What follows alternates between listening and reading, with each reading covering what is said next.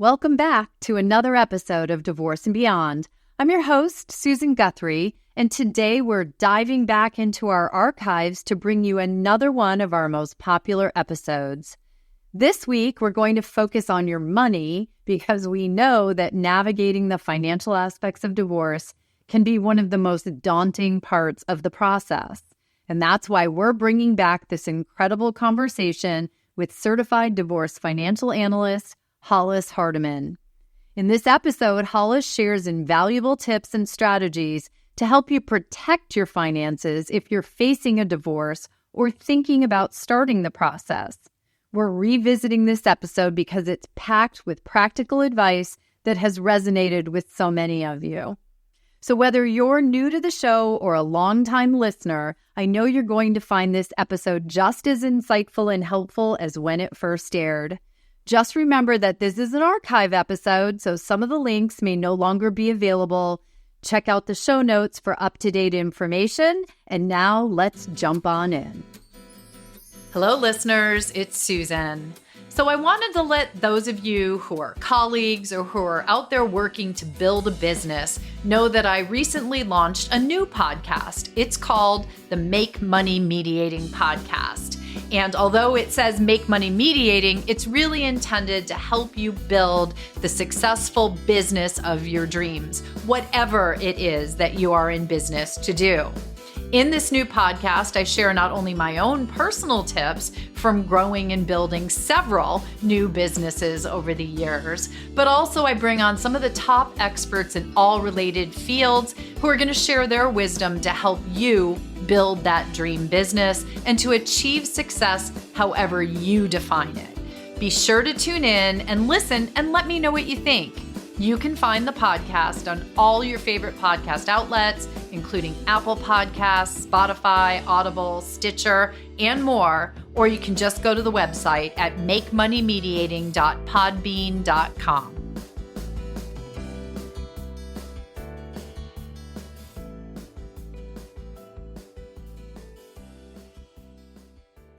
Coming up on today's episode of the Divorce and Beyond podcast. I've never dealt with this. The way our marriage was conquer and divide. I helped with the kids. My husband helped with, did the money. It worked. And now all of a sudden, here I am. I have no idea what my finances look like. And so it's very overwhelming. And a lot of women feel shame about it, which they shouldn't.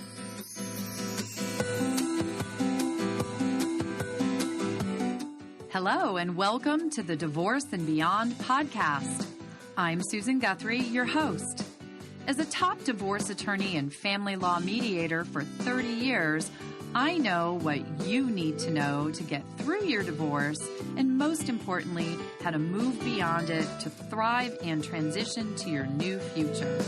My experts and I are here to give you the insider view into the process, so listen in for the wisdom and expert information you need on your journey through divorce and beyond.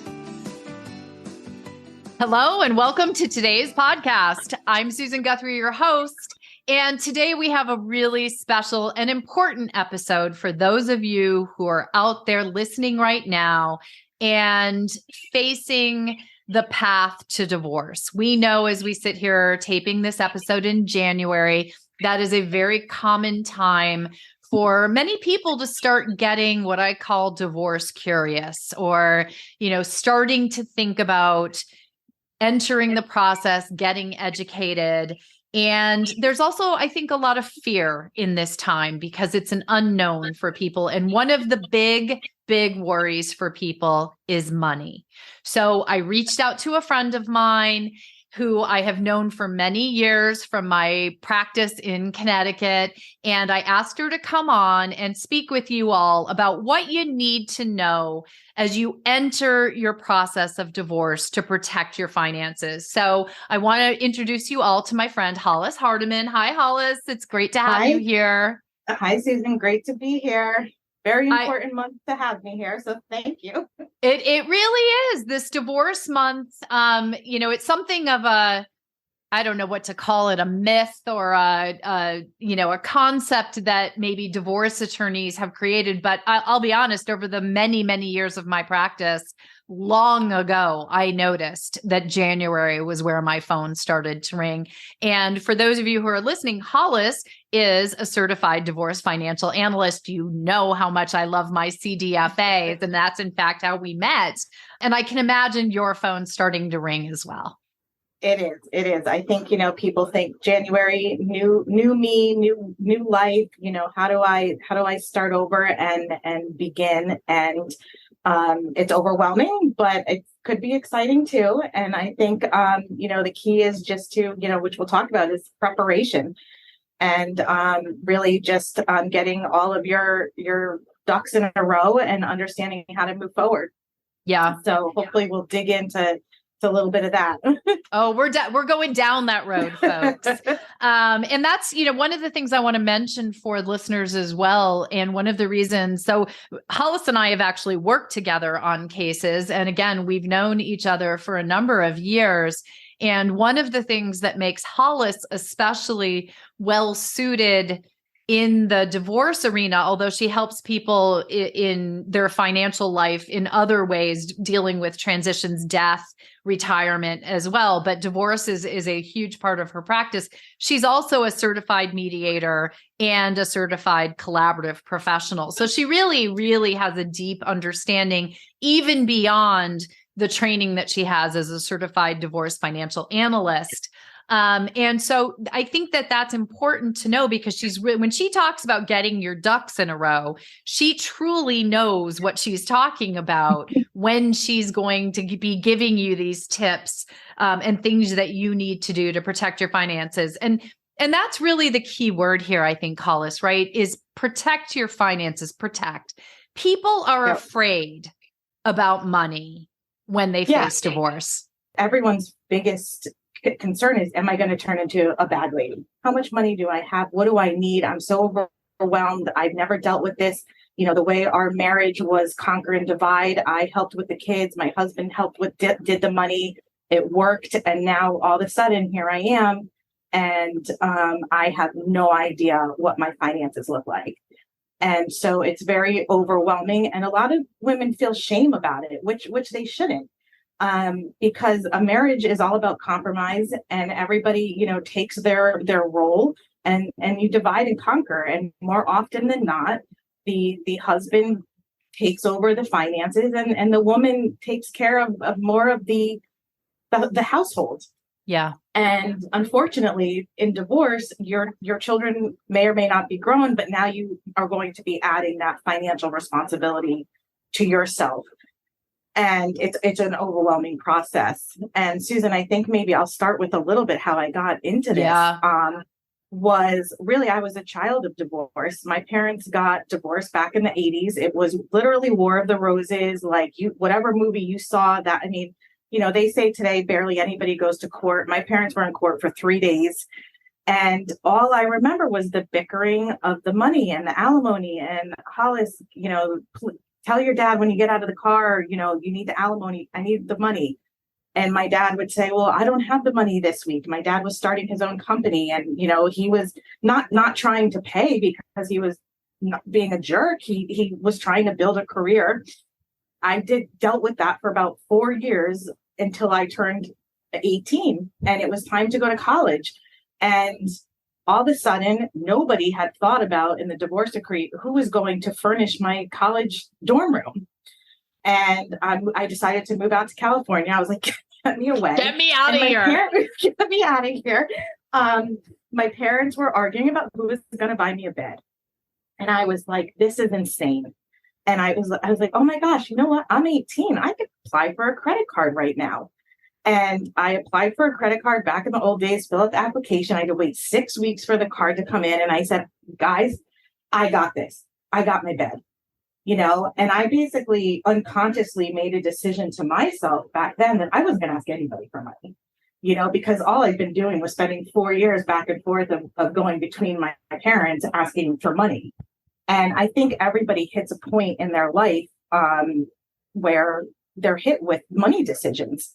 And it could be divorce. Unfortunately, sometimes it's the death of a spouse, and all of a sudden you're a widow and now you're taking it over. And so you do get hit with having to deal with money at some point in your life. And usually there's a reason for it. It's not just because you typically like it. I mean, that does happen. But the moral of the story was also what I like to tell people is 30 years later, my sister gets married, has kids, and my parents are best friends because they don't want to lose time with the grandkids.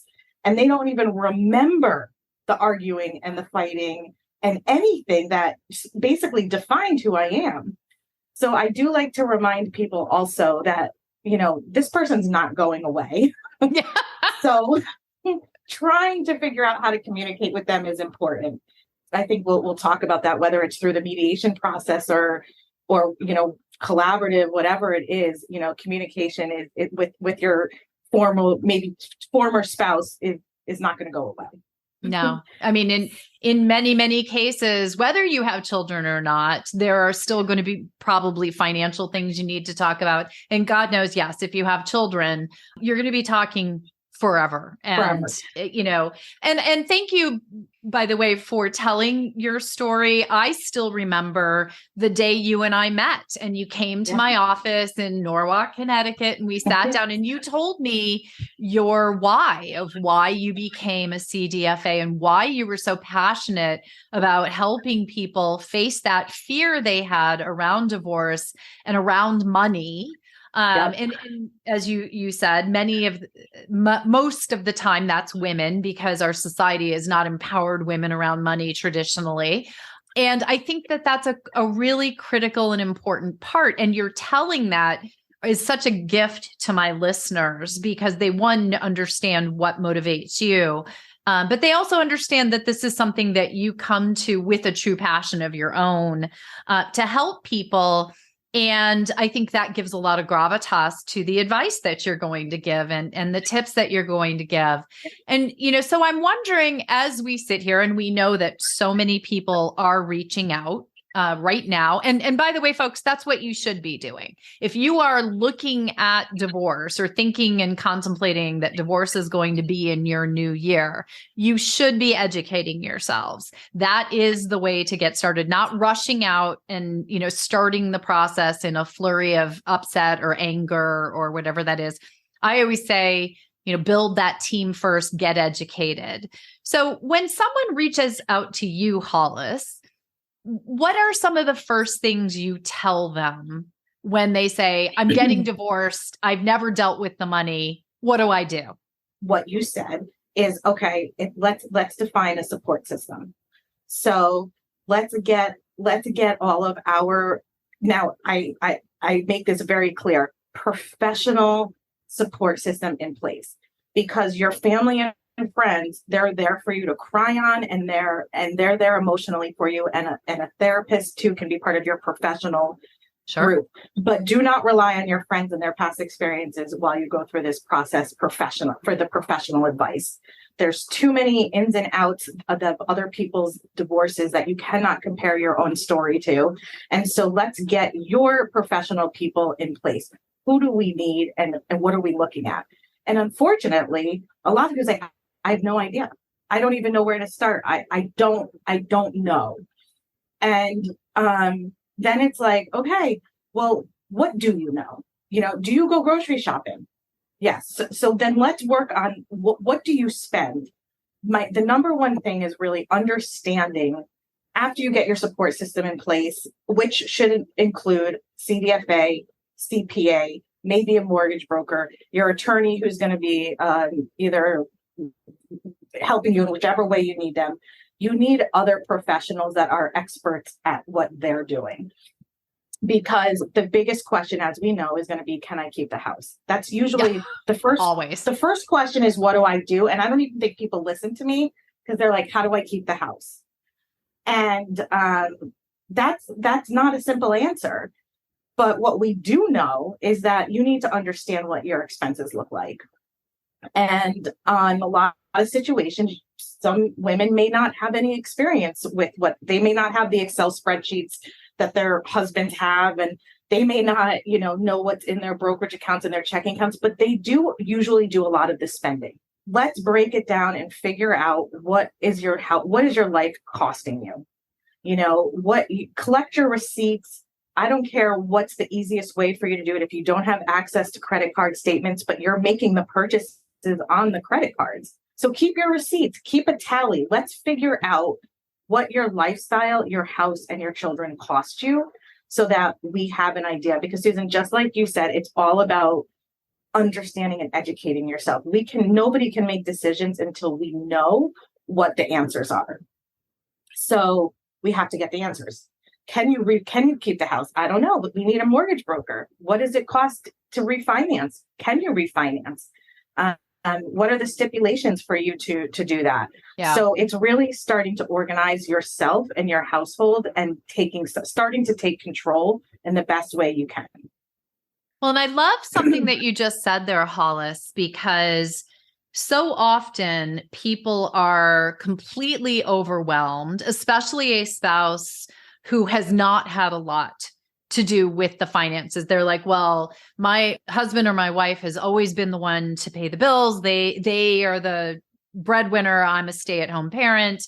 And you just flipped that around and found what you do have control over, what you can immediately start putting your fingers on. And the one thing I want to say to everyone as, the divorce attorney in the group is, don't be as worried about as you might be in this moment about getting all that rest of that information, the things that you don't have immediate control over, because the process provides different ways for you to access that information.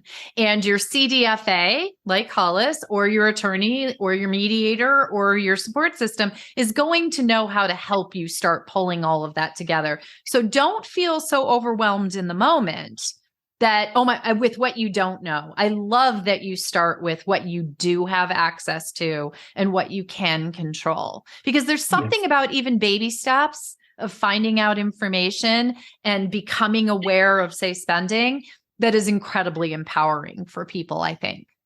Absolutely. And yes, it's overwhelming. And yes, you do need to have a notebook that you keep on hand. I think we all like to say you need a notebook. Exactly. It start with what you do know, and you do know how much you spend on groceries.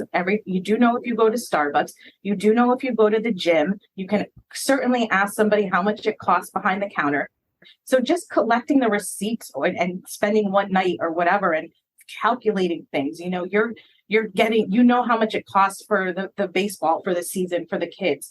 You're usually in charge of that stuff at least. So just start taking a tally of understanding your expenses and what your lifestyle costs you, I think is huge, because from there we can work backwards and use all the support staff that we now have to get at what we don't have. I want to add, because you mentioned the notebook, and notebooks are great.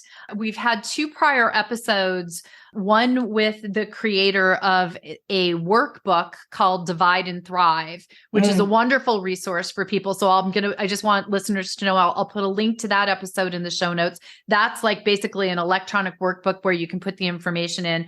And I have another episode with Story Jones, who created Detour Life, which is actually a program that you hook up to your financial establishments, institutions, and it will download a lot of that financial information. And I love that. And I have that software too, not Detour, but one that I use. So I can say to my clients, let's hook up all of your accounts, and it'll auto categorize what you spend. And if you do have access to your credit cards, your credit card company has that too. You can go on your AmericanExpress.com and hit spending, and it'll do it for you. So if you have access to your credit cards, or your online account, even better. It's all right there. And I think that's where we need to get better and understand what can we find on our own and what can we do on our own. Again, most people's biggest fear is money. So let's dissect it. Let's figure it out. You don't always need a $1,000 an hour attorney just because you're afraid of money, of losing money and losing what's not fair. That's not always the answer, but let's understand. And you may need to cut back later, but that's not what this process is about right now. Right now, we just want to find out what the household and what your life costs you. And I think it's critical for people to understand that, and this is probably something you have to explain to people all the time. I know as an attorney, I've had to more times than I care to count, is when you take one household that has had however much money coming in, whether both people are working or one person's working, or money's coming in from a lot of sources or just one, and you divide it into two households, but the same amount of money. Yep. Clearly there are going to be changes. And so there will be changes, but I love that you're starting with what you can control and working backwards from there.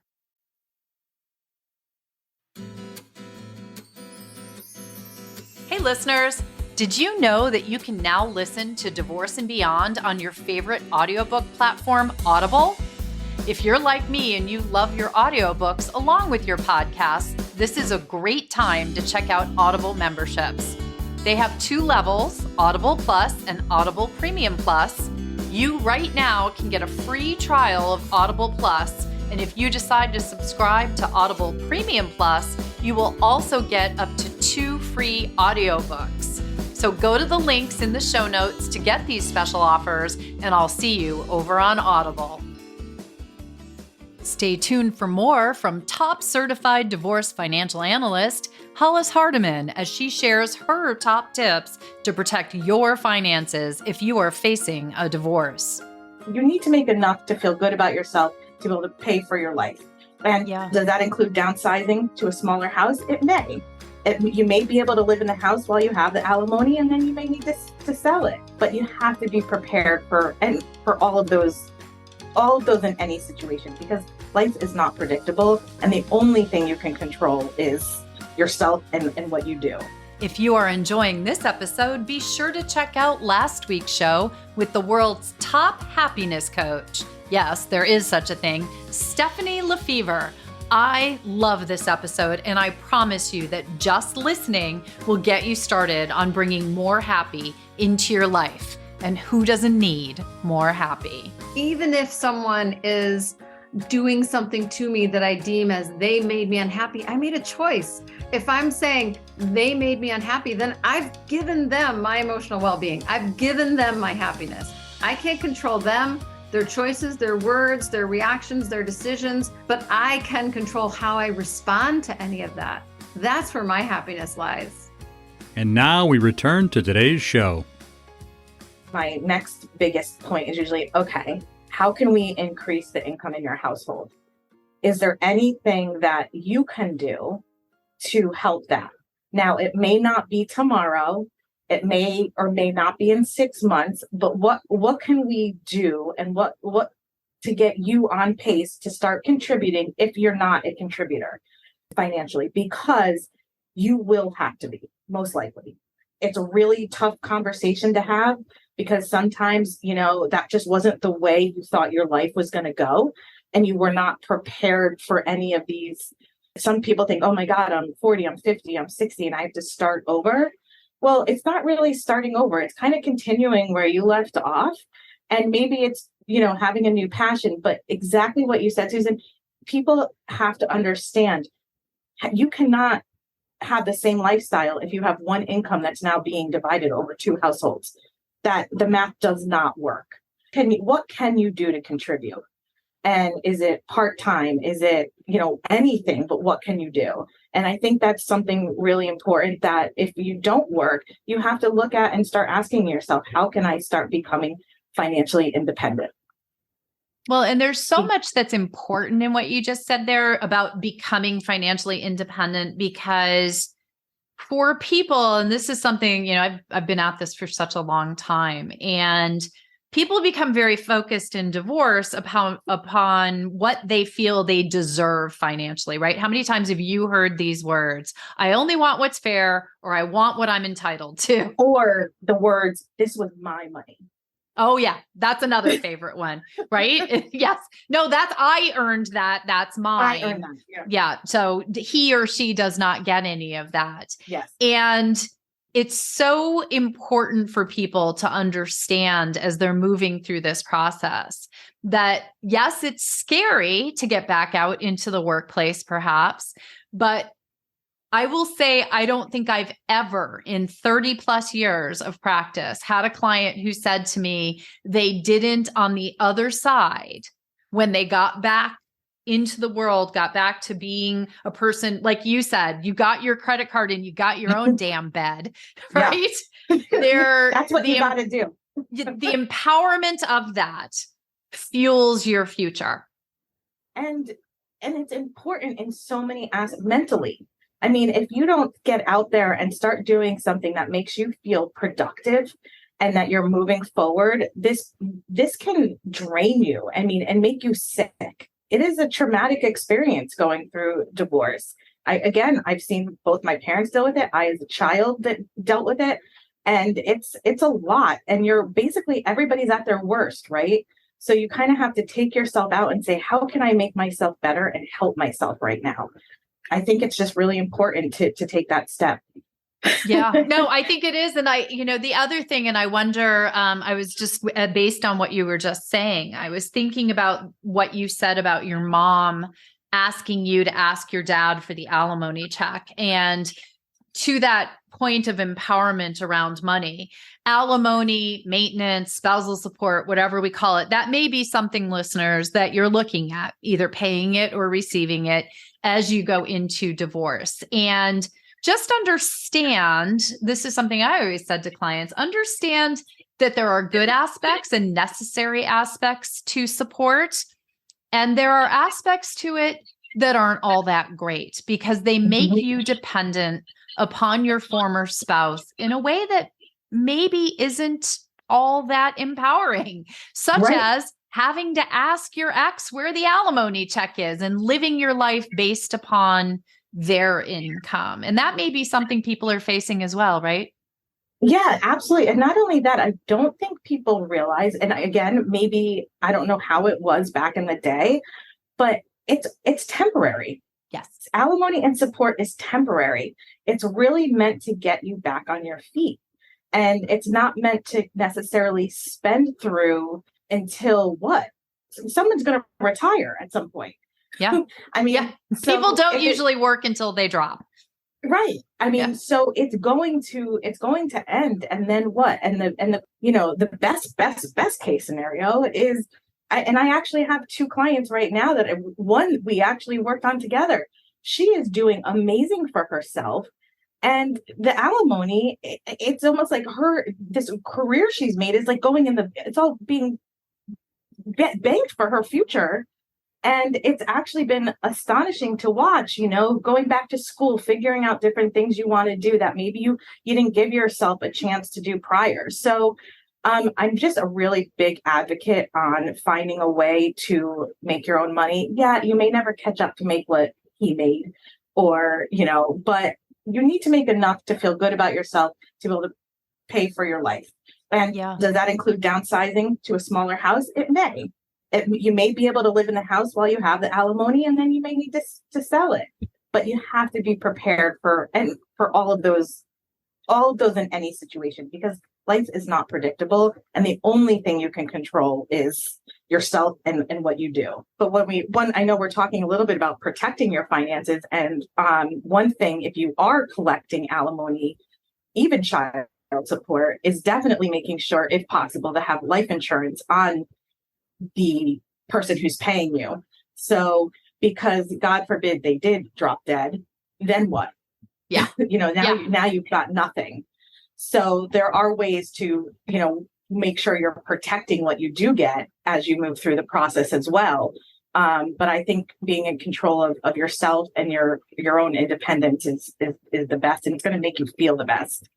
Yeah, it is. And, you've raised a couple of really important points there. One of them makes me think of something that I've talked about with clients over the years. And one of the reasons why I love working with a CDFA so much is the budgeting, both during divorce, like what we call the pendente lite phase, or the pendency of your divorce, and then having a budget after, because you mentioned something that I have seen people do so many times, is they create their post-divorce life based to the penny on how much money they have coming in support, and they spend every cent of it. And then suddenly, because you're 100% correct, alimony is no longer a lifetime sort of proposition. They find themselves down the road having maintained a big house or a higher lifestyle, a more expensive lifestyle, and have spent every penny of that that support that came in, and then it's gone. And you just talked about, I think it's important for people to know, one of the things the CDFA does with them is helps them work on that forward budget. We're doing planning during divorce, during alimony, during, this entire period. And then we're also planning for when it ends. And what are the key marks that are going to come in between those times? Is Medicare going to kick in? Is Social Security going to kick in? Is there a pension somewhere that can kick in? So there's different marks that I'm also looking for to see if alimony reaches certain points. Because medical insurance alone, COBRA or not, is extraordinary expense. I'm talking $1,000 to $1,200 a month. Some of these people are paying. So that alone is its own crazy expense that needs to be budgeted for. And so, I'm always saying, how are we paying for just think about your health insurance. That alone until you're 65 and getting on some type of Medicare is a huge expense. Another reason to find a job that has coverage. Even if it's a part-time job, but it happens to come with benefits. Absolutely. The most important benefit can be your health insurance. It's probably going to be one of the largest expenses you face is the health insurance. We have to factor that in. And if there's medications and, health insurance is a big issue. So for sure, we're working on planning now and for planning later. And planning on if you can keep the house and how long you can keep the house. And can you get a mortgage in your own name? And do you have to refinance? And if so, what are the stipulations? And, maybe a lot of people, I have to say, I think if I think about a majority of my clients that kept the house within 2 to 3 years end up selling it for a lot of reasons. And I'm not saying that everybody's got to have that experience on their own, but typically they want a refresh. They want something new that's theirs. And so sometimes fighting for the house is really just not worth it. But I do understand wanting to keep the kids, if there's kids around and wanting to keep them, in a comfortable space for a while. But it may just be 8 months. And then you can say, you know what, guys, we're going to find something fun. Let's go house hunting. And I think it's all about how you present it to your family as well. This is a new adventure. This is fun. It's not, we can't afford this. Dad doesn't pay me. We have to downsize. Yeah. Well, which is what people say. But I love that. And for listeners, if you haven't listened yet, there's a great episode with Tammy Wallensack, who's a certified divorce lending specialist, who talks all about because really, as you mentioned, Hollis, the house is one of the biggest issues for people. It's one of the biggest financial issues, both as a debt and an asset. And it's one of the biggest emotional issues. So that episode really dives down deep into this. But, your point to keep an open mind about the house, because you and I both hear people walk through the door every day. And I say figuratively walk through the door because I haven't had a client walk through the door. But, and as you said earlier, I want to keep the house. How do I keep the house? I must keep the house.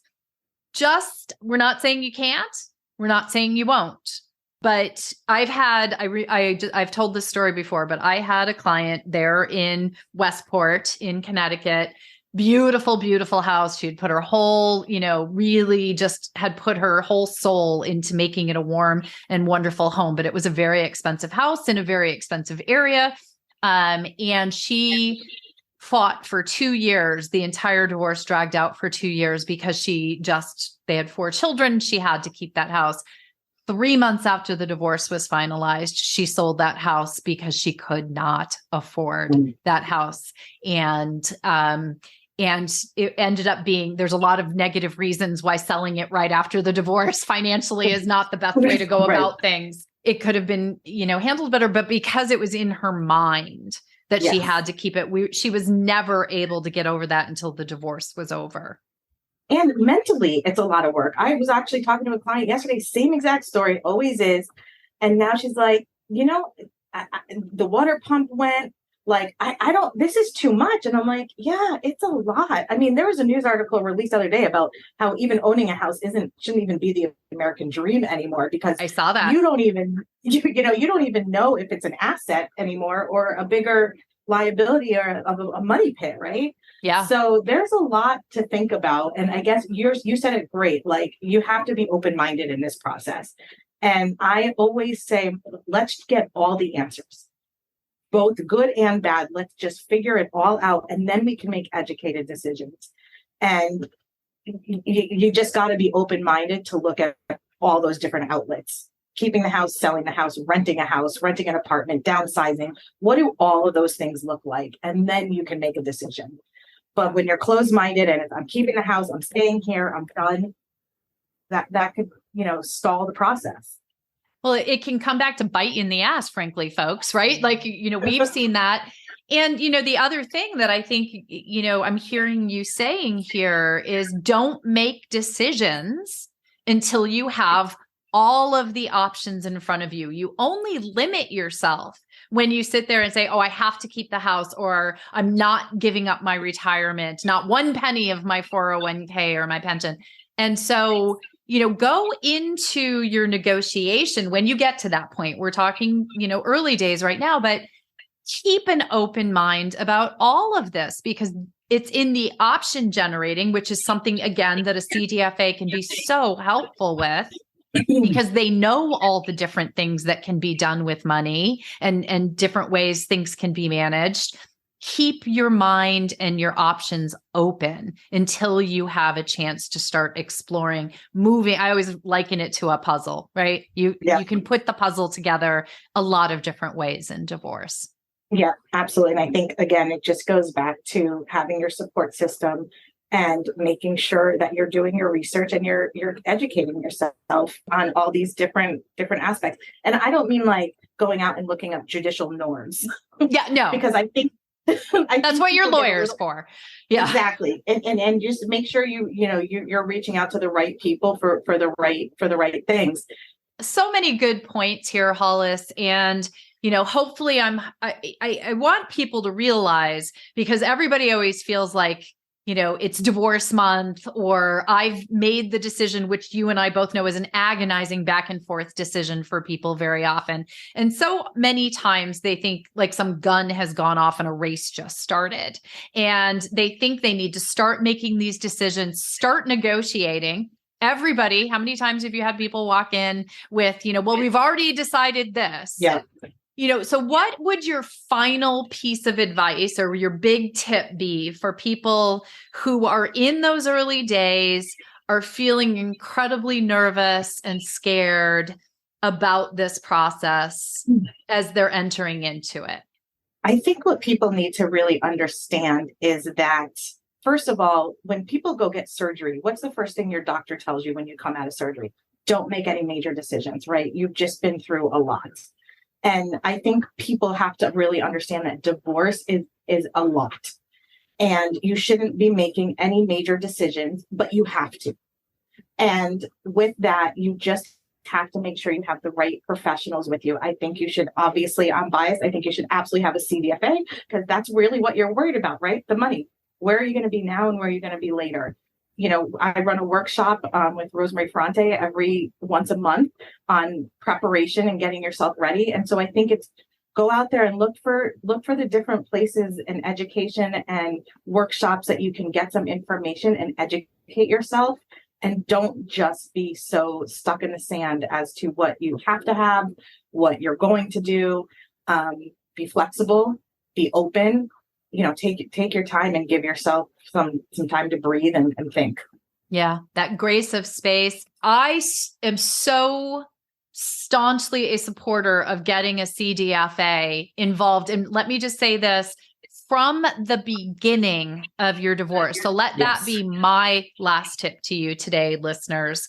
You should pull your team together from the beginning. Most people, will run out and hire an attorney. That's fine. You do need legal advice, but that is only one leg of your chair or your stool. Your CDFA, if you heard nothing else in this great episode, how complicated this all is, how much there is to know, how much guidance, not just for what's happening today, but what's going to happen financially in your future.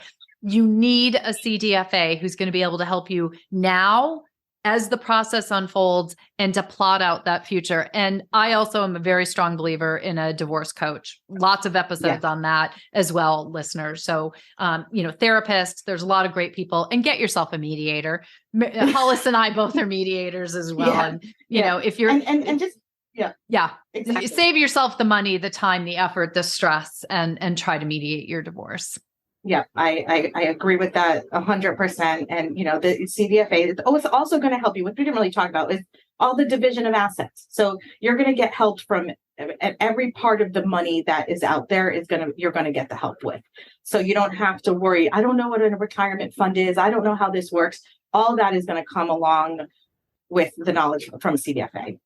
Yeah. So. And to continue your surgery analogy there, it made me think of the surgeon telling you don't make major decisions while you're still under anesthesia or recovering. Right. The other thing is, think about this as if you were going into surgery. You don't go into surgery just with a surgeon. You go into surgery with an anesthesiologist. You go in with some nurses. You go in there with a recovery nurse. You have a team to get through your surgery. And you may have even gotten a second opinion to get there. Absolutely. And you can do that financially as well. And sometimes it's not just one financial professional. You and I have worked with CDFAs. You mentioned CPA. Sometimes you need a tax advisor. I've brought in attorneys who are specialists in quadros, which are pension division plans. I mean, so there's a lot of different things to be looking at, people. It all comes back to what Hollis and I said in the beginning, is you need to get educated. Your CDFA is one of the people who's there to support you and help educate you and help explain all this to you. So don't think you need to know everything today. Hollis is out there to help you. CDFAs are out there to help you. And speaking of that, Hollis, how would anyone get in touch with you if they did want to reach out for some help or some questions? Yeah, absolutely. So my email is hhardiman@meritfa.com, which is HHARDIMAN @merit, MERITFA.com, or my phone number is 203-423-5985. And I do offer free consultations to everybody. So initial call is on me. So give her a call. As you can see, she knows her stuff. And honestly, everybody, do reach out. This is that time where take a deep breath, pull your questions together, use that notebook that Hollis mentioned earlier to write down questions that you have. Be organized with your time as well, and reach out, get yourself a certified divorce financial analyst. I promise you, it will be one of the best things that you did in your divorce. So Hollis, thank you so much for joining me today to help people who are in that space of fear around finances. I think these tips are really going to help them out.